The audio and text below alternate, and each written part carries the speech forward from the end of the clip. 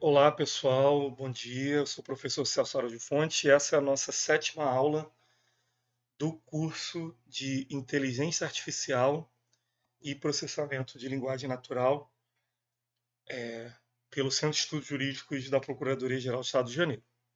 Bem, então pessoal, aí na última aula, né, a gente fez aqueles exercícios, a gente começou a ver a implementação do Naive Bayes, o multinomial, certo? A gente fez aquele exercício de classificação de texto. Passei para vocês aquele JSON lá, notícias da CNN. Que, aliás, eu tô sempre aqui coletando novas aqui, porque ele usa um RSS. Eu uso um RSS da CNN. Esses RSS normalmente eles ficam sendo trocados o conteúdo a cada 20 minutos, por aí vai. Tá? Bem, e aí, na última aula, eu comentei rapidamente sobre o Count Vectorizer, né? Porque quando a gente começa a trabalhar com texto, a gente precisa transformar o texto de alguma maneira com que ele seja passível de ser encaixado, no caso aqui do Naive Bayes, nessa fórmula aqui, certo? Então, a gente fez aquele exemplo na mão que a gente viu que a fórmula a gente ia colocando que é a probabilidade de cada palavra dentro de cada categoria. Então a gente pegou, o que a gente transformou no final das contas as palavras? A gente transformou elas num vetor de vetor, onde a gente vê, futebol aparece quantas vezes na categoria tempo, lazer e esporte. Então a gente usou uma técnica que é chamada Bag of Words, né, que é bolsa de palavras, que é contar a frequência de cada termo. É uma técnica simples, mas até que funciona bem. Eu mostrei umas predições para vocês na aula passada e funcionou direitinho. Ela quebra bastante galho para muita coisa mesmo, tá? A gente vai ver depois outras mais avançadas, mas essa já ajuda bastante. E aí, eu vou mostrar um pouco melhor hoje como é que funciona o Count Vectorizer, tá? Vamos lá, deixa eu só pegar ali meu. Pior que, pior que hoje eu vou ficar realmente. Mas vamos lá. A gente vai montando aqui, porque hoje, se eu pegar o celular e trazer para cá, eu vou ficar realmente numa roubada. Não tem problema não. Vamos lá. A gente faz o seguinte esquema aqui, ó. Porque eu gosto de digitando o código com vocês, né? Mas não tem problema não. A gente faz até um pouco mais rápido hoje. Vamos lá. É, eu tenho aqui. É, vou importar a importação do Pandas, né, de praxe, e do pacote do módulo text, do submódulo text, dentro do módulo feature extraction. Por que feature extraction? Né? É a extração de propriedade, né, da feature. No caso aqui seriam meus documentos, lá do nosso Science Kit Learn. E aí ele tem, um deles é o Count Vectorize. Eu tenho aqui um array de documentos aqui, ó. Este é um exemplo de texto, outro exemplo de texto é este, texto, texto, texto, tá?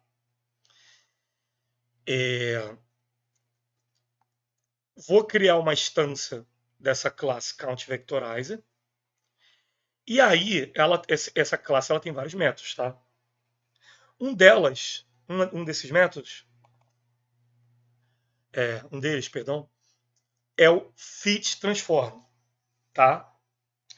Ele é um dois em um. Ele se ajusta e já faz a transformação onde ele gera a tal da matriz de contagem. Vamos ver como é que ela aqui. Deixa eu importar o sys aqui.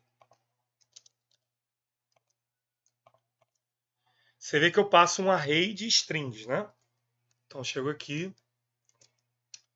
int matriz contagem sysexit.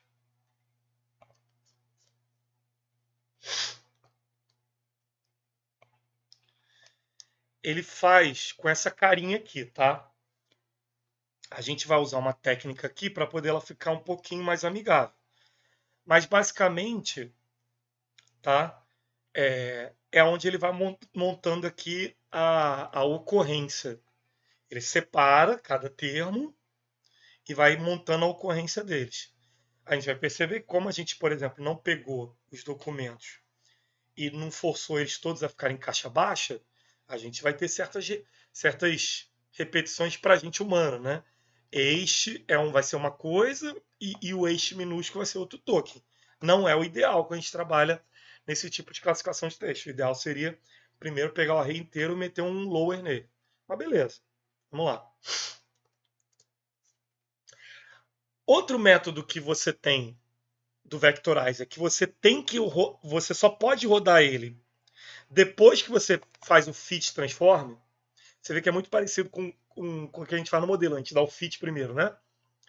É o get feature names out, que até poucas versões atrás era assim, tá? Recentemente eles trocaram o nome do método, não sei porquê. Eles vivem trocando o nome de método, aí teu código se atualiza a biblioteca e fica tudo incompatível, depreciado, por aí vai. Mas beleza, faz parte da vida. Esse get o features out é para a gente pegar o nome das palavras do vocabulário. Se a gente imprimir aqui, a gente vai ver aquela situação até que eu falei.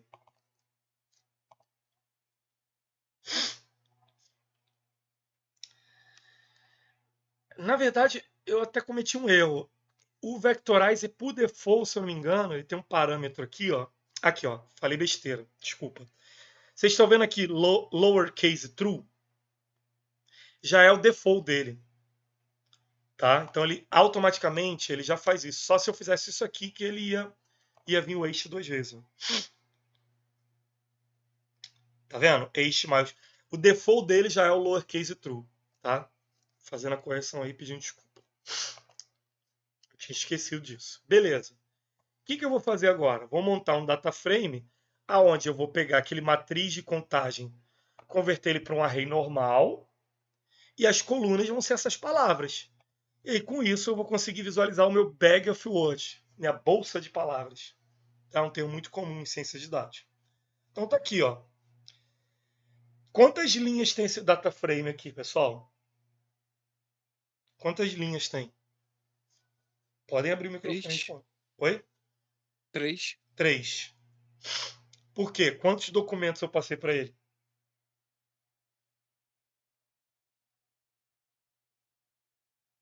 Documento, né? Só que com Quantos documentos tem? uma array. Esse array de string. 3. Oi? 3. 3 também. Então, por isso que ficou dessa maneira, porque o matriz contagem, quando eu joguei ele para array, no array normal, ficou um array de tamanho 3, tá? E aí ficou o quê? Um array de array e aí, no caso, marcando a frequência de cada termo. Então, ficou lá. Para o primeiro documento, ele está dizendo o seguinte, ó. Primeiro documento. D, quantos tem? 1. Este, quantos tem? 1. Exemplo, quantos tem? 1.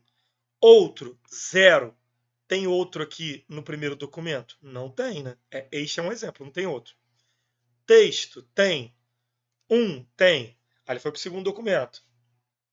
D, 1. Este, 1. Exemplo, 1. Outro, 1. Texto, 1. Agora, a palavra 1, né? O M, 0. E aí aqui no texto ficou texto, por isso que ele ficou 3 aqui. Então, o que ele vai fazer com isso? O Vectorizer, quando a gente passa ele, né? Igual a gente fez aquele exemplo usando aqui a implementação de multinomial naive Bayes do Scikit-Learn, lembra? Então a gente fez aqui, ó. O sol está brilhando, o tempo está bom. Então, quando eu usei aqui o fit transform, ele montou esse carinha. Então, se eu voltar aqui, pegar, a gente consegue ver, ó. Eu pego a matriz de contagem, foi o que eu chamei de X treinamento. Esse formato aqui, aquele que eu mostrei primeiro, aquele print lá, que tinha um array e dentro tinha um array de 2 posições, já é o que o modelo, a implementação aqui do ScienceKit, e não só do multinomial, como de vários outros, ele já espera para poder treinar. Porque se eu chegasse aqui e fizesse isso aqui, ó, eu estou passando a rede string, fala assim, ó, o ScienceKit, se vira aí com essa rede string aí. Vamos ver o que vai acontecer. Ele vai falar, ó. O array que eu estava esperando era um array 2D. Você me mandou um array de uma dimensão só. Esse array documentos, vocês concordam comigo que ele só tem uma dimensão? Aí você fala, mas tem várias posições. Mas é de uma dimensão só. Se fosse duas, seria, sei lá, chave valor, alguma coisa assim, certo? Aí ele fala, faça um reshape, né? Reformate, sei lá o que, o seu array, se você quer usar um dado simples.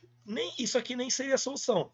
Eu preciso pegar esses textos e transformar ele em algo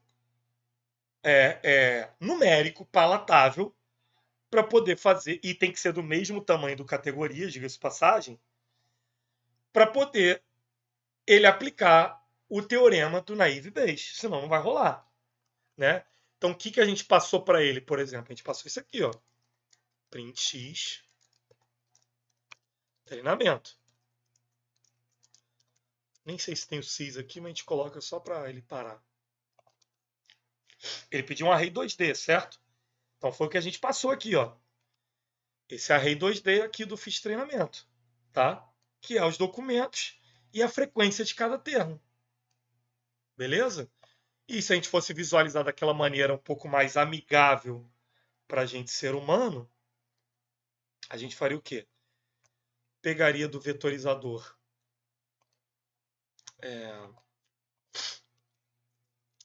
aqui o nome das features, tá? Aqui do vetorizador, e usaria o x treinamento, usaria, até colocar aqui de novo, né? X treinamento, né? Senão vai dar ruim.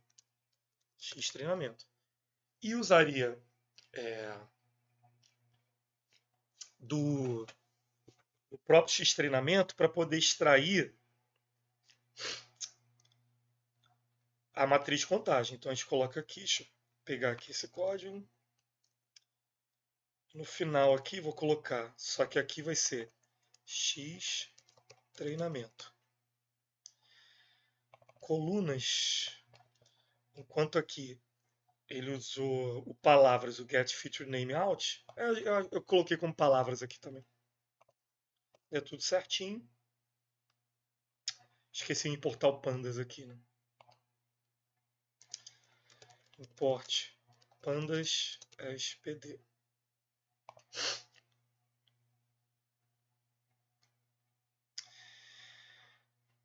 Tem palavra pra caramba, né? Por isso que ele faz aquele reticênciazinhos aqui, né? Mas tá aqui, ó.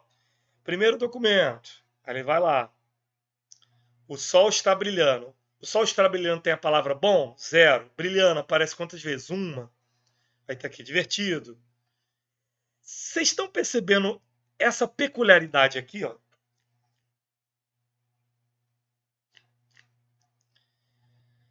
Divertido e divertido, estão vendo? Vocês concordam comigo? Sim. Que se eu fosse fazer uma classificação, o ideal seria considerar essas duas palavras a mesma coisa? Semanticamente, gente, semanticamente, tem alguma diferença de divertido e divertida? Semanticamente. Isso é, eu estou falando eu tô falando do significado desse termo aqui, né? No caso, um adjetivo. Não tem. Não tem, só a diferença é gênero, né? Coisa que tem no nosso idioma. E como inglês seria funny, de qualquer jeito. Como funny. resolve isso? Fiquem com isso aqui como uma pulguinha atrás da orelha de vocês. Como pensar assim, como é que a gente poderia solucionar esse problema? Fiquem com essa pulga atrás da orelha aqui, beleza? Fiquem com essa pulga atrás da orelha, tá? Bem, então assim, o bolsa de palavras é isso, tá? No contexto do processamento de linguagem natural, bag of words, né, saco de palavras, ou dizer bolsa, né, é uma técnica de representação de texto que se concentra nas palavras presentes em cada documento, sem levar em consideração a ordem gramatical, né? Foi o que a gente fez ali, tá? Então, observem também que nessa abordagem eu estou fazendo uma contagem simplesmente da frequência. Então, por exemplo, vocês concordam comigo que deixa eu tentar ver se eu consigo pegar o O aqui, tá? O. O.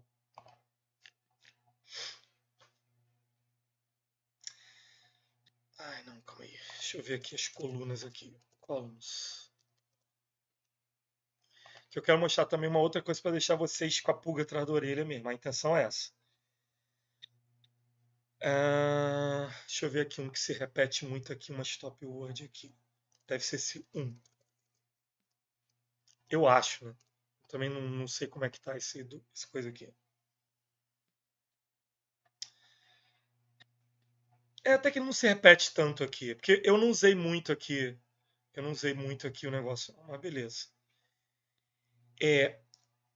Vocês concordam comigo que vai ter uma contagem alta? Coisas como o, esse tipo de coisa? O, ele vai ter uma contagem alta? Porque aparece muito. Tipo, a, artigos e também coisas como de, do, da, ele vai aparecer muitas vezes. E imagina que isso vai começar a pesar para uma classe. Isso não vai ser legal também, né? Então, o ideal também a gente seria tentar dar um jeito de se livrar dessas coisas.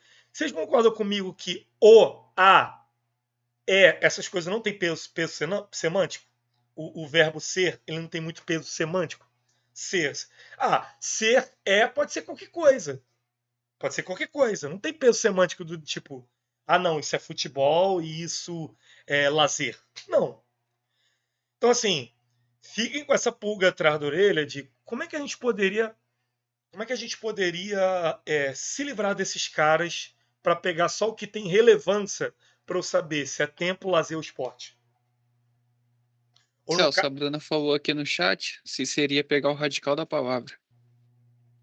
Sim, seria pegar o radical da palavra. E essas coisas que eu estou falando, e, o, a, seriam o que a gente chama de stop words, tá? Então, desculpa aqui. A gente começar a pensar nessas possibilidades.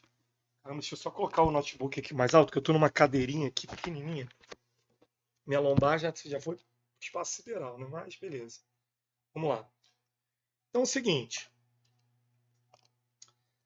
A gente fez aquele exemplo do Naive Base com o CNL. Tem lá aquelas situações, por exemplo, tecnologia e saúde ele não está pegando muito bem. E a gente está usando um classificador só. Vamos ver outras implementações do Naive Base e a gente volta para essa questão de texto, tá? Porque lembra que eu falei lá no início do curso? O curso vai ter muitas vezes isso. Né? A gente vai descer um nível da árvore e voltar para o nó raiz. Vai ser esse caso agora. Eu vou mostrar os outros exemplos do Naive Base e a gente vai voltar para a parte de texto, tá? É rapidinho, prometo, até porque aqui eu estou copiando e colando. Bem, a outra implementação que tem do Naive Base é o Naive Base gaussiano, tá? Que ela é uma variação da classificação Naive Base adequada para quê? Para dados contínuos. Não é o que a gente está trabalhando agora, a gente está trabalhando com um conjunto finito, certo? O discreto, por assim dizer. E o gaussiano ele faz o quê? Ele assume que os recursos, as features, né, elas têm uma distribuição gaussiana. Na matemática também é chamada de distribuição normal. Esse algoritmo é uma escolha para tarefas de classificação numérica. Então, se você quer usar o Naive Base, mas você quer usar para coisa numérica, uma boa é usar o gaussiano. O Naive Base gaussiano ele parte do pressuposto que os recursos, as features, né, do conjunto, segue essa distribuição. Essa distribuição, a gente consegue ver ela em forma de gráfico, que ela acaba tendo uma forma de um sino, tá? Que é a tal da distribuição gaussiana. Também chama de distribuição normal. O termo é gaussiano em referência a esse senhor aqui, do lado direito aqui, que é o Carl Friedrich Gauss, tá? Que contribuiu bastante na parte assim de estatística, tá? Alguns séculos atrás.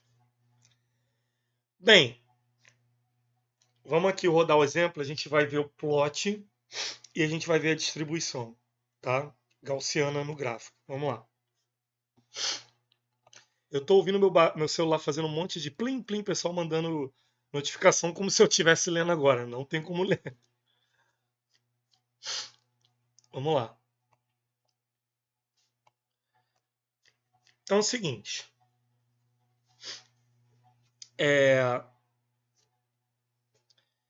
Vamos usar o NumPy novamente. Tá? Vamos usar o pyplot. Beleza? E vamos usar de um pacote chamado SciPy, que é do Scikit-Learn, uma classe chamada norm, tá? Então é o seguinte, meus dados de treinamento, isso é para a gente poder ver a questão da classe antes mesmo, independente de usar para poder fazer a predição, tá? Eu tenho aqui meus dados de treinamento, eu tenho aqui CIF 2.0 de feature, tá? O resultado, a classe Y, né? Que seria, lembra aquele do altura e peso, né? Seria 4. 2.5, 5. 3.5, 6. 3.0, 5.5. Primeira coisa que eu vou fazer é usar aquele método, aquela função min do NumPy, para calcular a média desse conjunto 2D.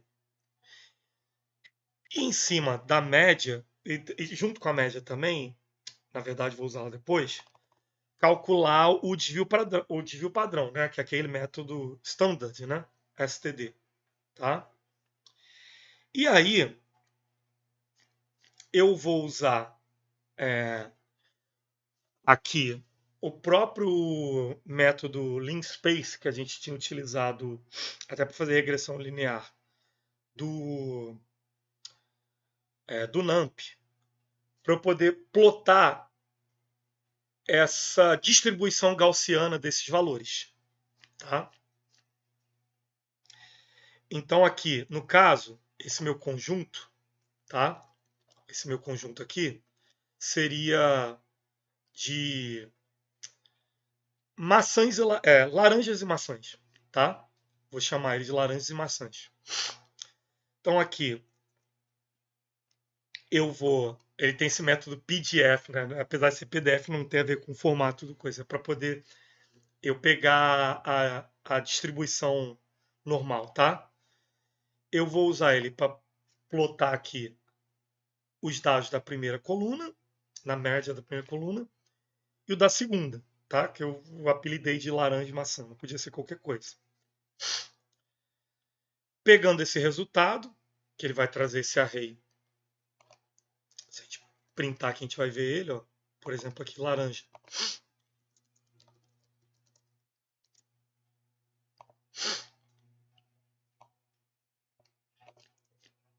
A gente vai ver aqui a distribuição, que é bem grande, né? Porque ela vai passando de valor a valor, né? Tá? Vai passando de valor a valor, até chegar ali do primeiro ao maior. E aí, eu vou utilizar esses valores para plotar duas linhas, literalmente. Um vai se chamar laranja, outro vai se chamar maçã.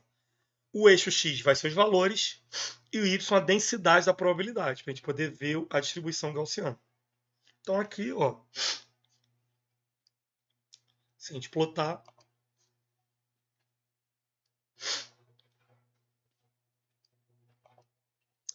a gente vê assim, ó,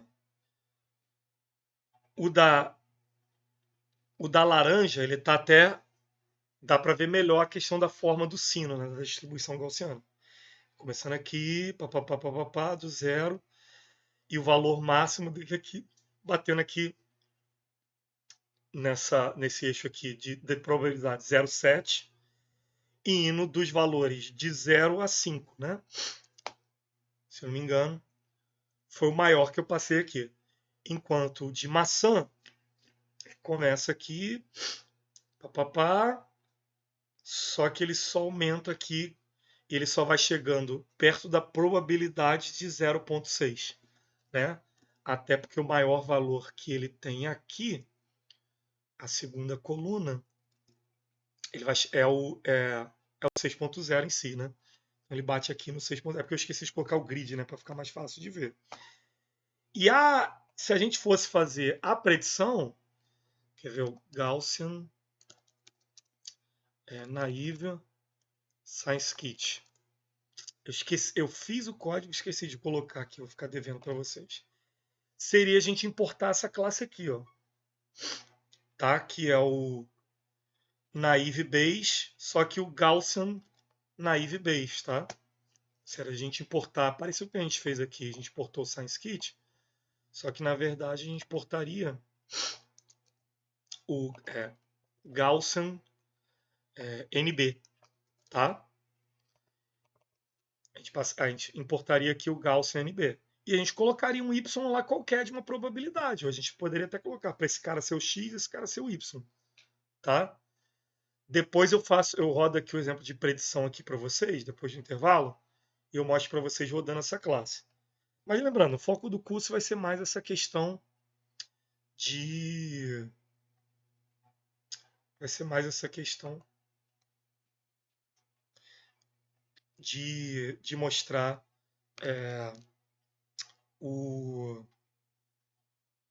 a distribuição. Você usa texto. Deixa eu pausar aqui. Bem, continuando a gravação, vamos lá. Outra implementação de Naive Bayes é o Bernoulli. Eu não sei a pronúncia correta, não, tá? O Bernoulli, ele funciona melhor, tá? Para a questão, por exemplo, true ou false, parecido com regressão logística. Deixa eu fechar aqui o barulho. Parecido com o regressão logística, tá? A distribuição dele, ele funciona com a questão discreta, tá? Então ele tem esse teorema dele aqui, para cada P, a probabilidade x, P se x igual a 1 e Q se x for igual a 0. Onde Q é igual a 1 menos a probabilidade e a probabilidade for algo entre 0 e 1, né? 0 ponto alguma coisa, tal. Assim, o exemplo clássico, o pessoal dá, vai explicar a questão de a chance, né, de lançar cara ou coroa, né? Então, cara seria a probabilidade, vamos dizer, onde cara seria a probabilidade de sucesso e coroa a probabilidade de falha, né?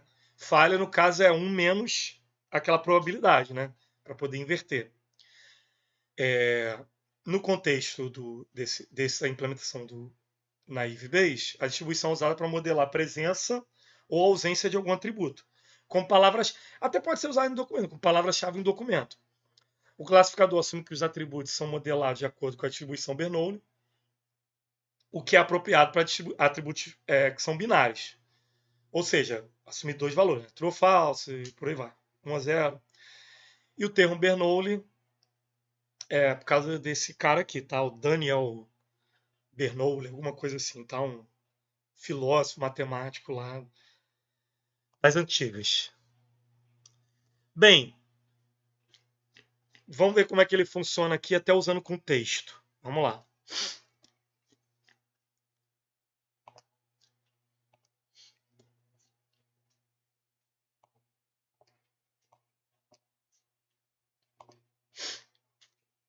Então aqui eu tenho novamente um pequeno conjuntinho de documentos, tá?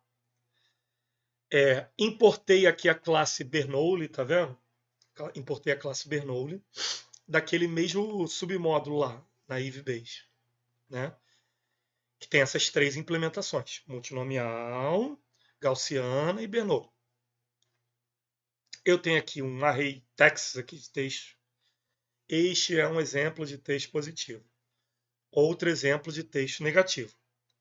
Texto positivo com palavra-chave, texto negativo sem palavra-chave, tá? E aí eu criei rótulo, lembra? O rótulo tem que ser assumir só duas classes no Bernoulli, senão não vai rolar. Não pode ser férias, não sei o que lá. Tá? Agora eu fiquei traumatizado, tô conferindo se vocês estão aqui comigo toda hora. E vendo a gravação também. Então aqui, por exemplo, tem o primeiro cara vai ser 1, o segundo cara vai ser 0, o terceiro cara vai ser 1, o quarto cara vai ser 0. Beleza? Vou usar o Count Vectorizer, só que eu vou usar ele com um parâmetro específico, binary, tá? Para ele converter os textos em binário, tá? Então, se novamente a gente fosse usar se a gente fosse aqui olhar, né? Deixa eu importar aqui o sys, a gente fosse olhar para ver qual vai ser a diferença. Então aqui, ó, print vectorizer, que é aquela nossa matriz, né? A gente até pode dar um toArray para ficar mais amigável depois.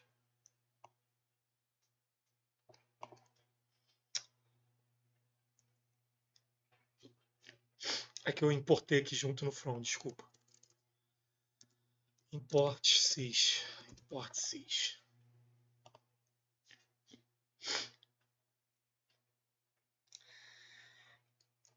Não vetorizador, Celso. O resultado da vetorização. Uma leve, desculpa.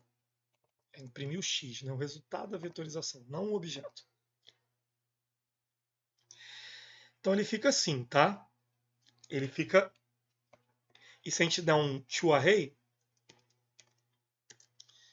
eu não lembro agora se é to_array ou se é toArray junto, eu esqueci. É junto. Python tem o pessoal segue às vezes uns padrões, depois segue outra, isso me confunde. Ele fica assim. Agora dá para ver que é binário para valer, né? Acho que ninguém tem dúvida. Se eu tivesse feito se eu tivesse colocado binary false,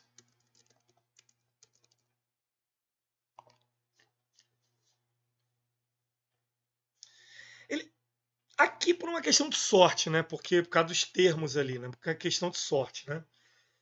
Mas ele vai precisar desse formato, principalmente sem ser o toArray, para poder o Bernoulli aceitar. Senão não vai rolar e vai dar erro, tá? Mas só ter isso em mente. Quando for usar, tem que passar o binary aqui. Vou passar o X. O meu Y já está no formato aqui, né? 1, 0, 1, 0. Eu não poderia ter aqui mais uma classe, tá? Se eu passasse aqui uma classe 2, chegasse aqui, vai dar ruim, tá? Beleza. E aí eu vou...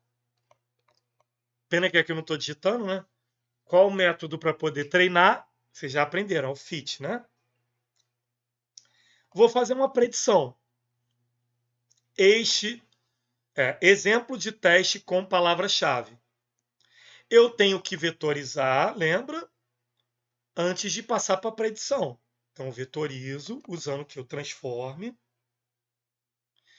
Pego essa string toda. O que ela vai fazer? Ela vai ser vetorizada de acordo com o que foi treinado o vetorizador.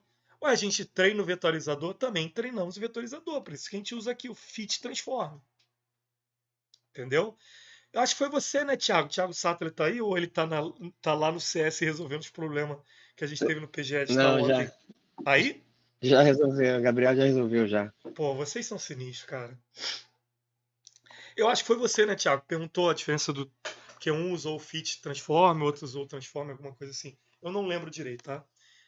Mas observem aqui que aqui eu estou ajustando o vetorizador a coleção inteira. Para ele saber o quê? Que nessa coleção eu tenho a palavra exemplo, eu tenho a palavra eixo. Por isso que aqui eu uso o vetorizador para fazer duas coisas: fit e transform. Quando eu estou fazendo a predição, eu não vou ajustar o vetorizador que eu usei ele, inclusive, para treinar o modelo do machine learning para fazer fit de novo. Eu só vou transformar. E a transformação ele vai fazer o seguinte: ele já vai contar de acordo com o vocabulário que ele tem. Se eu inventar uma palavra nova aqui, ó, tipo, blá, blá, blá, blá, ele vai colocar 0. Por quê? Porque o modelo, quando eu treinei, não tinha essa palavra, tá? Por isso que teve aquele ajuste laplaciano lá no Naive Bayes, lembra? Para poder as palavras que não tem todas ficar contando como 1. E as que tem vai ficar 1 a mais. E aí eu uso o método predict do meu classificador, que no caso aqui eu estou usando o Bernoulli. Bem, na hora de classificar é fácil, porque só tem duas chances, né? Lembra? 0 ou 1. Então aqui, se a gente rodar, lá, a previsão é positiva. Bem, com o modelo que eu passei, com um dataset ridículo que eu passei para ele caiu no binário do 1. Então deu true aqui. Senão ele caiu negativo. Tá? Então, assim, o Bernoulli ele pode ser utilizado com texto também, diferente lá do gaussiano, que é para tem que ter aquela distribuição gaussiana, como altura e peso, essas coisas. O Bernoulli a gente pode usar, mas a gente pode, se eu chegar aqui e fizer, quer ver? Quase certeza vai daí. Aí, ó. Aqui no caso nem foi nem por isso, né? Eu posso até forçar ele aqui a fazer outra coisa aqui, por causa do tamanho. Ele até deixa passar, mas ele vai converter um cara desse aqui para 1 e 0, porque só pode ter 2 rótulos de classe, tá? Então, quando você quiser fazer um teste, por exemplo, testar se é spam ou não spam, for 2 classes, você pode depois comparar a precisão para ver se a precisão desse cara aqui, por exemplo, vai ficar melhor do que o do multinomial. Beleza? Bem, falando de precisão, vamos estudar agora um pouco sobre precisão de modelo. Vocês se importam a gente fazer um intervalozinho rapidinho, um intervalo de 20 minutos? Para eu poder pegar uma água, que eu bebi a água toda. Tranquilo. 11h20 a gente volta rapidinho? Beleza. Até daqui a pouco então, tá? Deixa eu pausar aqui o vídeo. Bem, pessoal, voltando aqui. Eu fiz rapidamente aqui o exemplo que eu fiquei devendo, até coloquei no slide, usando o Gaussian Naive Bayes, tá? Aquele mesmos dados bobões, tá? Aí aqui eu inventei uma classe qualquer, isso aqui podia ser, sei lá, tempo de experiência e 4.0, sei lá, o salário hora do cara, não sei, não interessa. Aqui eu coloquei as classes, ó, para esses dois primeiros 0, para esses dois segundos 1. Aí, cara, você vê que é muito transparente a API, não é? Chamei a classe aqui, ó, Gaussian Naive Bayes, X e o Y, fiz uns dados de teste aqui. Lembra que o predict você pode passar vários. Aí ele, pro primeiro cara, ele deu 1, pro segundo deu 1 e pro terceiro deu 0. Simples assim, tá? Aí você fala, Celso, acho que foi você, né, Thiago, que me fez essa pergunta aquele dia lá na PGE, né? Como é que eu faço para escolher qual deles eu vou usar, né? Isso, para saber qual é o melhor, né? Isso, chegamos na tua pergunta, Thiago. Chegamos agora na sua pergunta. Deixa eu colocar aqui o modo Celso ceguinho de novo. Ativa porcaria. Isso. Né?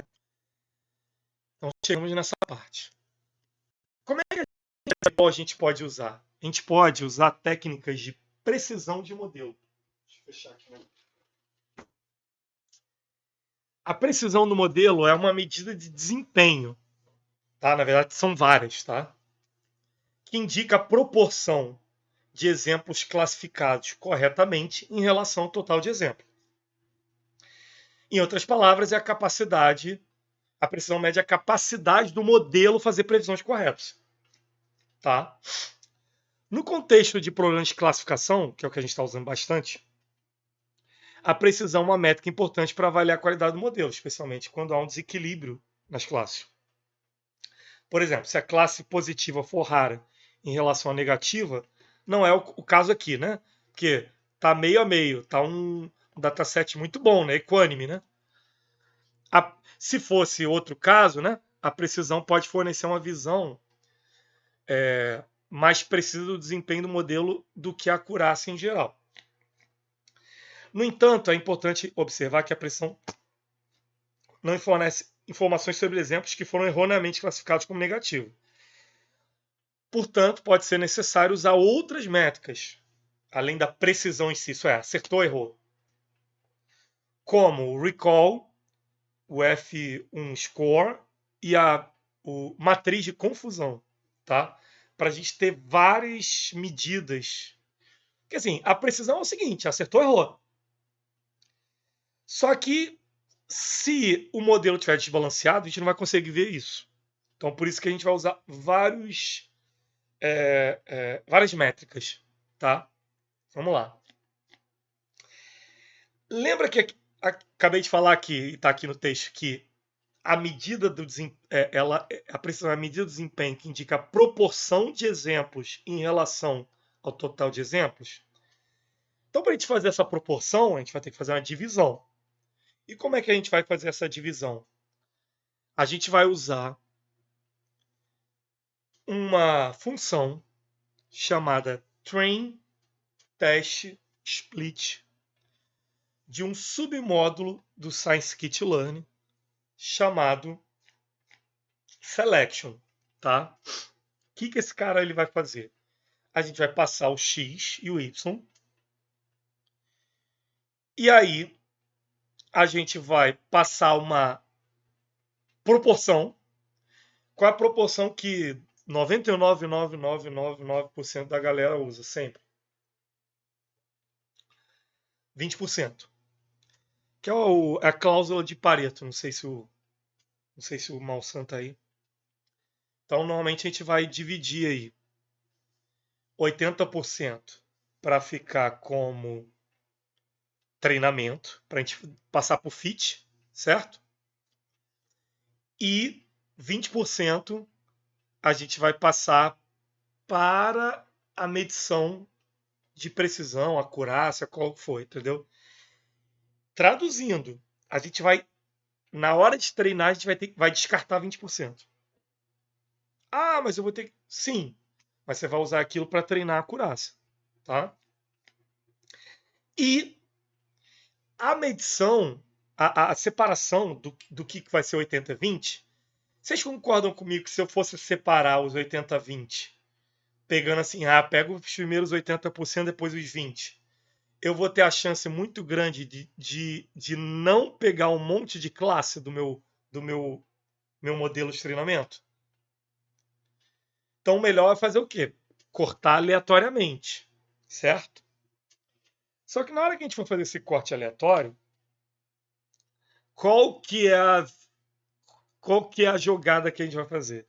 A gente vai falar assim, olha, você vai cortar aleatoriamente, mas vai cortar aleatoriamente sempre seguindo esse estado, esse padrão. Por quê? Porque senão toda vez que a gente rodar, ele vai pegar aleatoriamente de novo e a precisão vai ser diferente. E a gente não quer isso. A gente quer que aquele seja aleatório, mas seja um corte aleatório feito uma vez só. Estão me entendendo? A gente vai ver isso na prática, vai ficar mais fácil de ver. Vamos lá. Então aqui eu vou pegar um exemplo de verdadeinha. Quer dizer, de verdadeinha entre aspas, porque o dataset é muito pequeno ainda. Tá? A gente lembra desse exemplo, né?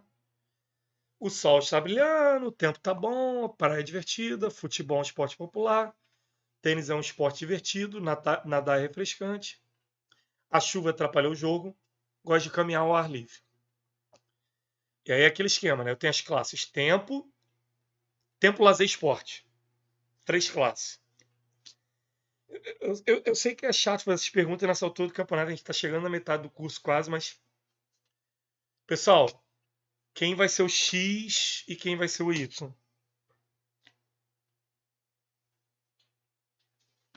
Documentos vai ser o X, né? Sim. E categorias o Y. Exatamente. Isso. Vou vetorizar o meu X, certo? Tenho lá o meu X vetorizado, tá? E agora eu vou dividir. Como é que eu vou fazer essa divisão?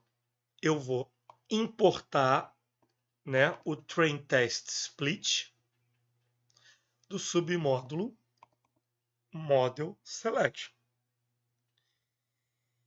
Eu sei que a linha é grande, vamos ver com calma. Esse cara aqui, ele retorna 4 valores diferentes, tá?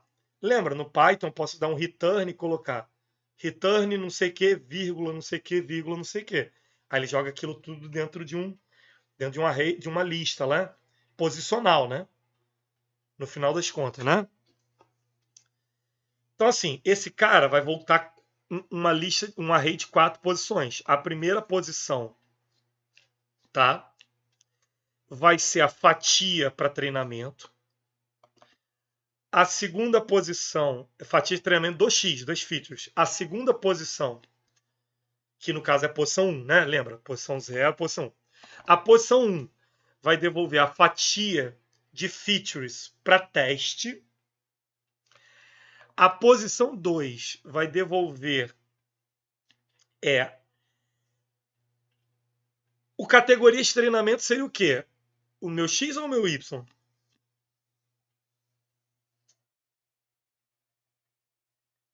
Caiu a internet aqui? Y. Beleza. Y. O Y. Esse é a fatia, as labels que batem com esses 80% do X treinamento, e esse é as labels que batem com o X teste da fatia de 20% dos testes. E aí os parâmetros que eu passei aqui, eu posso passar mais parâmetros, tá? Tem 4, é só coincidência, tá? Eu passo as minhas...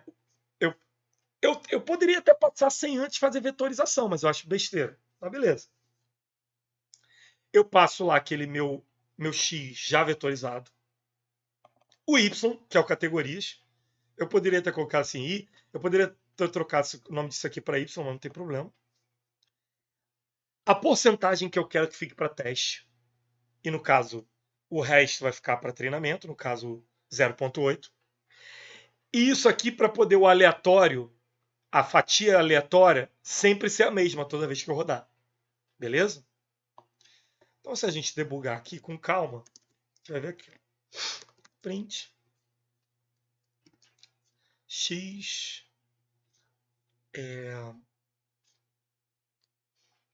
Por exemplo, X treinamento aqui.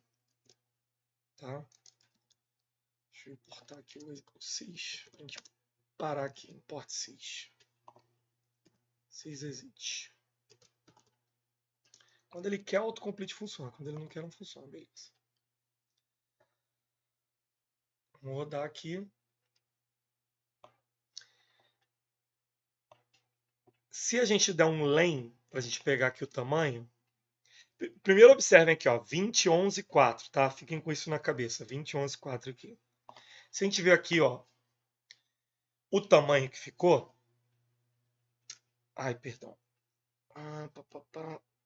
É porque eu vou ter que dar aqui um to array, senão ele não vai deixar fazer isso.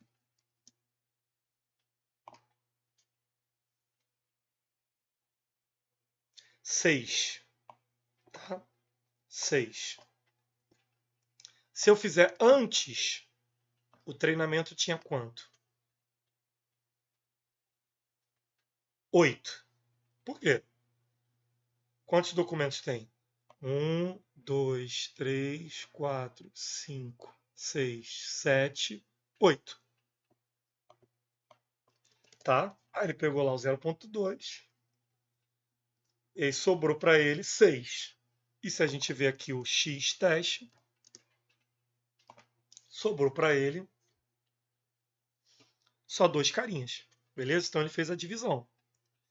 Feito a divisão, vou lá, escolho lá meu modelo lá do Scikit-learn, escolhi aqui o multinomial e vou treinar. Eu vou treinar o x-treinamento. Aqui, vocês observem que eu substituí. Eu coloquei o x-treinamento para ele substituir pelo resultado do train test split, tá?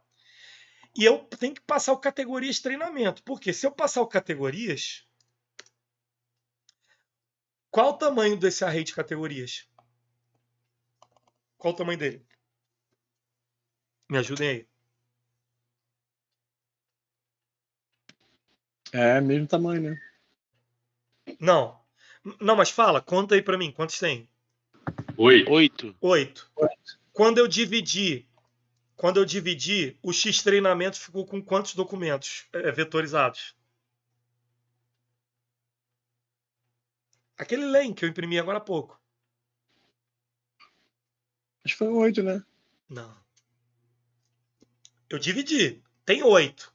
Aí eu dividi, falei, ó, 0,2 para teste e no caso, a gente subentende que é 0,8 para... Vamos lá de novo. Len. Isso aqui já depois, ó, x treinamento igual. X treinamento igual. Depois do processamento aí. Né? Oi? Depois da chamada da função, né? Isso, depois da chamada da função.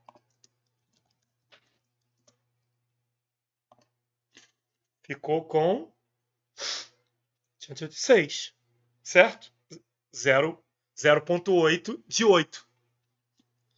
Aí vem a pergunta de $1 milhão. Se eu passar aqui, vai dar bom? Se eu passar o categorias original, vai dar bom ou vai dar ruim?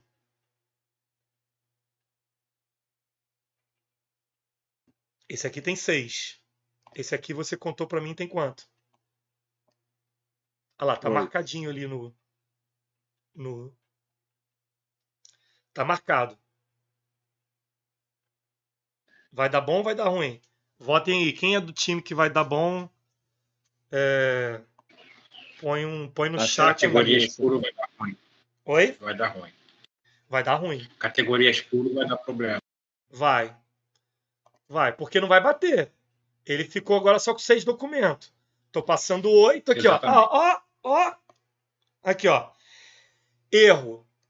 Encontrei um número inconsistente de variáveis no meu input. 6 de um lado, 8 do cara. Por isso que eu tenho que passar o quê? Categorias de treinamento. E não é que eu vou simplesmente pegar as 6 primeiras. Eu não randomizei.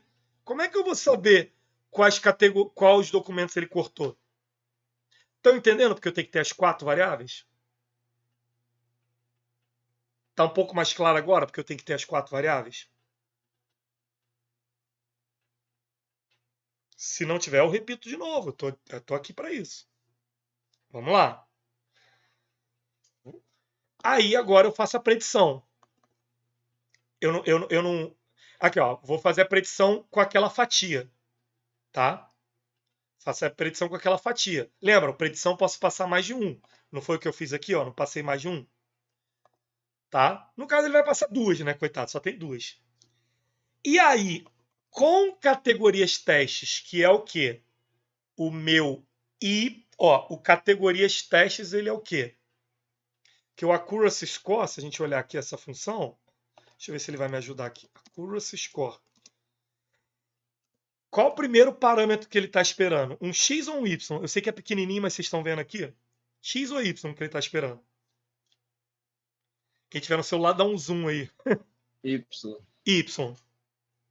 Y é categoria ou é documento?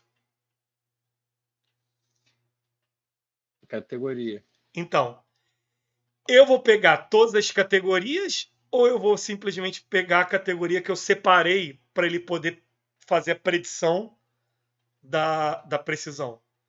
Eu vou passar o que eu separei para teste, os 20%. E a mesma coisa eu vou fazer o quê? Eu vou pegar o resultado da predição que eu fiz com aquela fatia de teste, isso é, aqueles 2 documentos, e vou passar para precisão. Vou rodar. Tchan, tchan, tchan, tchan. Precisão tá baixa, tá? Tá de 50% a precisão. Por quê? Vamos ver aqui. O que é considerado uma precisão boa, assim, a partir de quanto? Ah, cara, aí a galera, aí vários acadêmicos eles divagam, né? O pessoal fala que, pô, acima de 80, 85, por aí, entendeu? Depende de qual tarefa. Por exemplo, você está falando uma tarefa extremamente complexa como essas que o pessoal gosta de usar para gerar imagem a partir de um prompt, do tipo, coloca o Mahatma Gandhi andando de cavalo, não sei o quê. Você usar um modelo desse, pô, chegar numa precisão de 80 já tá bom pra caraca, bicho. Aí tudo depende da natureza do problema, tá? E lembrando, não é só essa medida que a gente vai usar. Se a gente olhar aqui, ó, a gente consegue. Vai ser um pouco meio difícil de ver, porque aqui a gente já fez a vetorização. Mas assim, o que a gente consegue entender disso aqui? Um era tempo, o outro não era. Porque os dois ele colocou como tempo. Entendeu? Aí vocês falam, poxa, mas a pressão está muito baixa. Gente, vamos ser realistas. Esse dataset aqui é ridículo, né? Não é um dataset de verdadeinha, né? Não é um dataset de verdadeinha. Um dataset de verdadeinha você vai ter. Lembra aquele diagrama que eu mostrei para você, Science Kit Learning? Aí ele fala assim: você tem no mínimo 50 amostras? Eu não tenho 50, eu tenho 8 só, né? Entendeu? Tem um pouco mais de 10% que ele queria, né? Então, assim, por isso que a pressão também está baixa. Tem como a gente melhorar? É o que a gente vai trabalhar bastante daqui para frente, tá? Mas vamos lá. Outra técnica de precisão que eu posso ter, tá? É a matriz de confusão, tá? O Confusion Matrix. Vamos lá. Eu acho que eu até já importei o negócio lá em cima. Se eu não importei, eu vou ter que importar. Eu acho que vou ter que importar. Aí a gente importa mais uma classezinha aqui, ó, no Matrix. Importa aqui o Confusion Matrix, né? Vamos lá.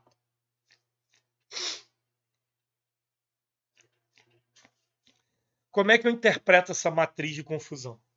Tá? Tem ela aqui no slide. Você vê que ela é um array de 2 dimensões que dentro, né? Porque tem um array lá, 0, 1, 0, 1. A matriz de confusão, ela fornece uma visão mais detalhada do desempenho do modelo, mostrando o número de verdadeiros positivos, verdadeiros negativos, falsos positivos e falsos negativos, tá? Que é o tal do TP, TN, FP e FN, né? De True Positives, True Negatives, False Positives and False Negatives. Cada célula da matriz representa uma combinação de previsões do modelo e rótulos reais. Nesse contexto, 0 zeros representaria, no caso, número reais de verdadeiros negativos, né? O true negatives, significa que o modelo corretamente previu a classe negativa em 0 instâncias, não foi o que aconteceu. 0 e 1 representou falso positivo, tá? Significa que o modelo ele previu erroneamente a classe positiva em uma instância, tá? 0 e 1. Se fosse 1 e 0, representa o número de falsos negativos. Isso é, ele previu erroneamente a classe negativa em 0 instância. E se fosse 1 e 1, seria verdadeiros positivos, que ele previu corretamente classe positiva em uma instância. O ideal fica lá 1, 1, né? Tá? Qual é outro recurso que a gente pode utilizar de métrica. Mas acho que antes dele... Não, já vou comentar aqui, mas a gente vai... vamos puxar aqui com um que seja um pouco dado mais real, tá? A gente vai puxar aqui um dado que seja um pouquinho mais real aqui. Vamos fazer o seguinte. Eu tenho um CSV muito grande, tá? Que eu tentei subir ontem pro Guiche e não consegui, mas joga aqui no chat pra gente, o Wallace, aquele que você subiu pro seu Google Drive, fazendo um favor.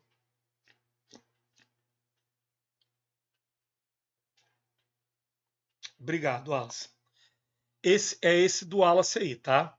Eu já tenho ele aqui, só que o meu, ele vai estar até um pouco atualizado, eu acho, mas não tem problema. Ah, não, esse é da BBC. Eu acho que eu também vou ter que baixar esse da BBC. Não tem problema, eu baixo ele aqui. É porque esse JSON aqui, ele já é um JSON que eu peguei de um... É um JSON que eu peguei... Na verdade, vamos fazer o seguinte. Vamos até usar aquele da CNN mesmo. Não tem problema não. Não, minto, é melhor usar esse aqui mesmo. Eu vou baixar ele aqui também. Meu pacote de dados vai pro Beleléu agora. Não tem problema, faz parte da vida. Vou baixar ele junto com vocês aqui. E vou chamar ele. Tá? Vou chamar ele junto com vocês. E a gente vai fazer o seguinte. Vamos fazer um exercício rápido aqui. Vamos importar o Pandas. Dá uma olhada rápida nesse modelo aqui. Pandas ASPD. A gente vai importar esse cara. Vai ser df recebe pandas with JSON e o nome dele, né? O nome dele é esse aqui que eu acabei de baixar. Mostrar. Ele está num formato um pouco diferente, mas podem ficar tranquilo que é isso aqui mesmo.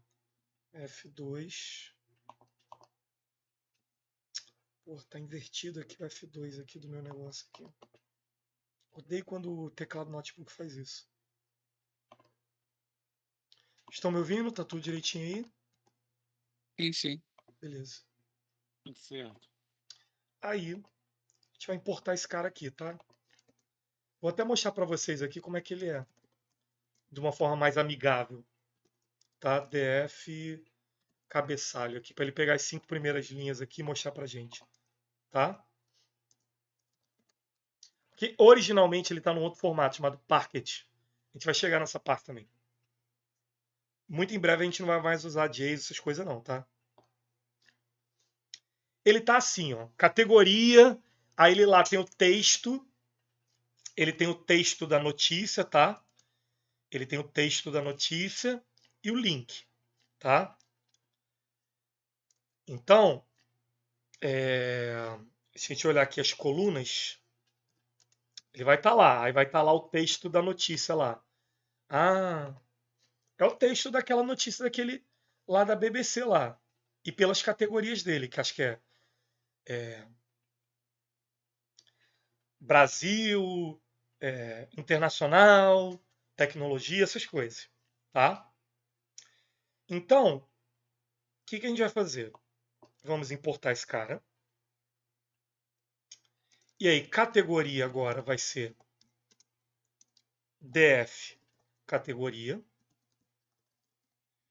Nessas horas eu realmente me arrependo de não estar no outro computador, que aqui vai demorar um pouquinho. E ele estava usando o que? Era documentos, né? Documentos vai ser df texto, tá? Que é o texto do carinha lá, da notícia. Bem, vamos ver aqui, vai demorar pra caramba, vamos lá. Vou até pausar o vídeo. Bem, antes de pausar o vídeo, voltando, eu fiz uma mudança. Eu coloquei para ser primeiro pelo título, tá? E o nome da variável tem que ser categorias, não categoria, tá? A precisão usando o título da notícia fica 0,36. Agora, se a gente trocar para o texto, vai ficar algo perto de 50%, tá? O que ainda é baixo. A gente pode melhorar isso aqui bastante, tá? Mas, enquanto aqui vai rodando, que demora que eu estou no laptop, eu vou mostrar uma outra técnica aqui de pegar a precisão. Eu vou mentir para vocês não, o da CNN a precisão estava melhor, tá? O da CNN. A gente deixa para fazer na próxima aula. O outro recurso que a gente pode utilizar é o relatório de classificação, tá? Deixa eu até pegar ele aqui, porque eu jurava que eu tinha colocado aqui no exemplo. O relatório de classificação. Deixa eu pegar ele aqui. Report.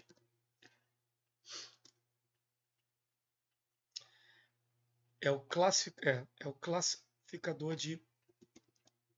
Ele vai trazer um cara... Ó, tá vendo? A precisão... Se a gente usa o título da notícia, a precisão fica 0,36. Se a gente usa o texto, fica 0,46. Eu agora vou mostrar o relatório de classificação, tá? Vou mostrar ele e aí, claro, na aula que vem a gente conversa melhor sobre cada um desses itens aqui. Vou deixar aqui rodando. Demora um pouquinho, infelizmente. Você vê que a gente já está começando a trabalhar com coisas um pouco mais pesadas. Esse dataset aí em JSON tem 60 megas, né? Já é um dataset considerável, né? Esse cara, ele vai trazer um cara parecido com isso aqui pra gente, ó. Deixa eu subir aqui.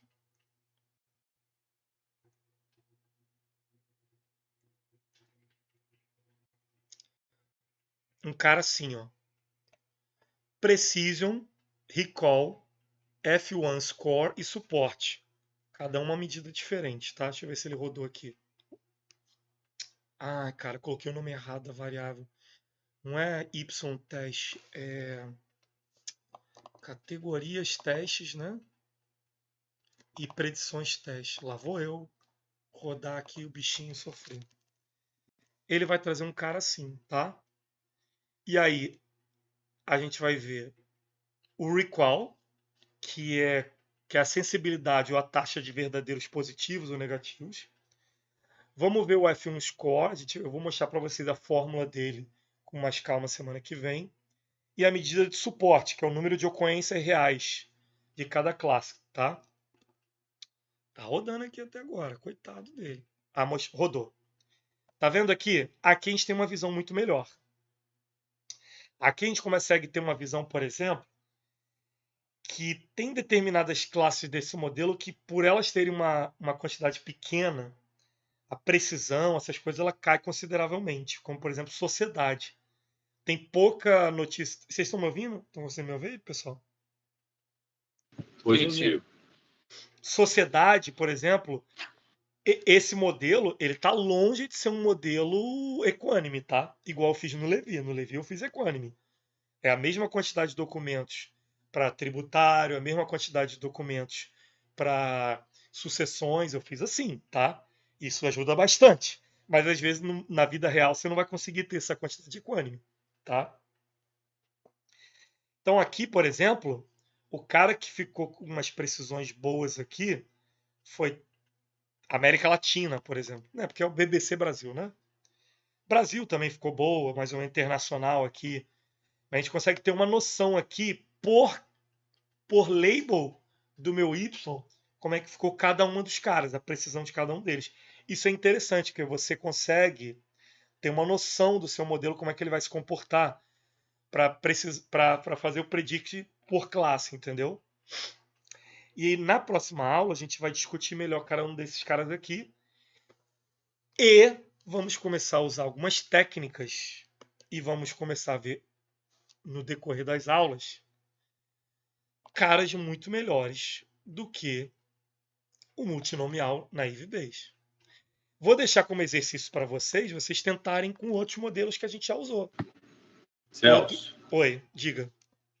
Isso daí significa que, por exemplo, se eu montar uma machine learning aqui para definir os tópicos que vão entrar nas petições de impugnação da decisão da terceira vice, por exemplo, antes de começar a botar o negócio em produção, eu tenho que ir testando e aumentando a precisão.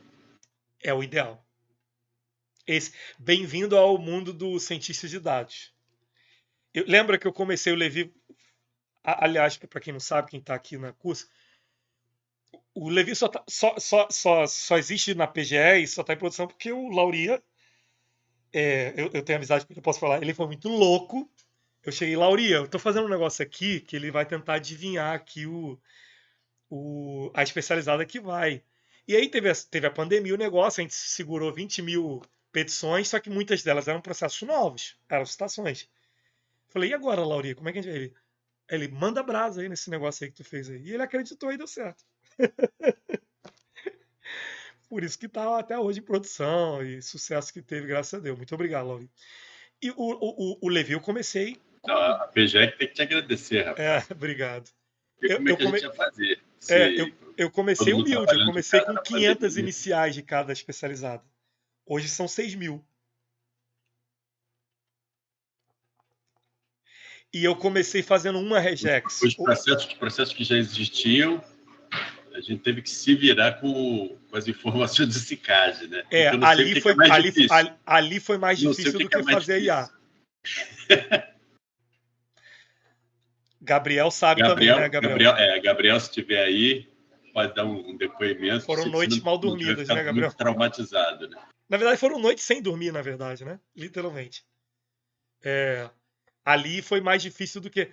E Lauria, eu comecei com poucos documentos e fazendo um pré-processamento pequeno. Depois eu fiz um pré-processamento. Hoje tem 28 regex no Levi. 28. Então, assim, uma coisa que a gente vai ver que vai aumentar bastante a precisão, vocês vão ver, é fazer uma técnica chamada pré-processamento. É o que a gente vai estudar na próxima aula. Tá? Lembra aquelas 2 pulguinhas na orelha que eu coloquei na orelha de vocês? Tem a ver com isso. Beleza? Você usa o regex para filtrar antes Cara, eu de uso o regex jogar para fazer muita coisa, cara. As petições iniciais, assim, sem ofensas aos juristas, assim, para nível de inteligência artificial, ela tem muitos termos irrelevantes. E eu descarto todos eles. Irrelevantes para qual atividade? Classificar pela área do direito, que seria o que eu faço no Levi, né? Que mal ou bem é. PG3, tributária. PG4, direito pessoal de servidor público. Tá? Para quem não for da PGE e estiver aqui no curso. Tá? Para esse tipo de coisa, eu tenho que descartar muita coisa das petições iniciais. Não é pouca coisa não, tá, Laurinho? Mas isso não é só, Celso, isso não é só para efeito de inteligência artificial, não. Para efeito de inteligência natural também. E recentemente eu aprendi que, por exemplo, para eu poder trabalhar numa contestação e com os limites da minha placa de vídeo, eu acabo só guardando o fato e o pedido inicial, eu descarto o resto inteiro. Para poder preparar a contestação via IA. Entendeu? E o resultado é bom. Como se basicamente, se eu descartar o resto da petição inicial inteiro que não for o fato pedido, meio que daria para contestar. Estou falando de ações que não envolvem cálculo, tá? Mas, pelo amor de Deus. Mas, Celso, é isso que eu faço que eu não vou contestar um bagulho desse, mano. Então, eu tô aprendendo esse Tu acha que eu fico lendo, ou eu ou alguém, ou qualquer um, seja o procurador para contestar, seja o juiz para julgar, tu acha que alguém perde tempo lendo aquela porrada de coisa inútil? Não. Aquilo ali eu comecei a perceber que a jurisprudência, essas coisas, todas aquelas citações enormes de doutrina, acaba não tendo uma influência muito grande, pelo menos na fase, nem que seja na fase do conhecimento. Acaba não tendo uma importância muito grande. E aí eu tive que sacrificar por uma questão de limite de hardware mesmo, tá? Quando chegar em Transformers, vocês vão sentir isso na pele. Bem, pessoal, é isso. Fica aí como exercício quem quiser tentar melhorar a precisão, tá? Quiser melhorar a precisão e trazer pra gente na quarta-feira. Falar, Celso, consegui melhorar a precisão fazendo isso aqui. Eu vou ficar bem feliz. Vou ficar bem feliz, tá? Deixa eu pausar aqui. Interromper.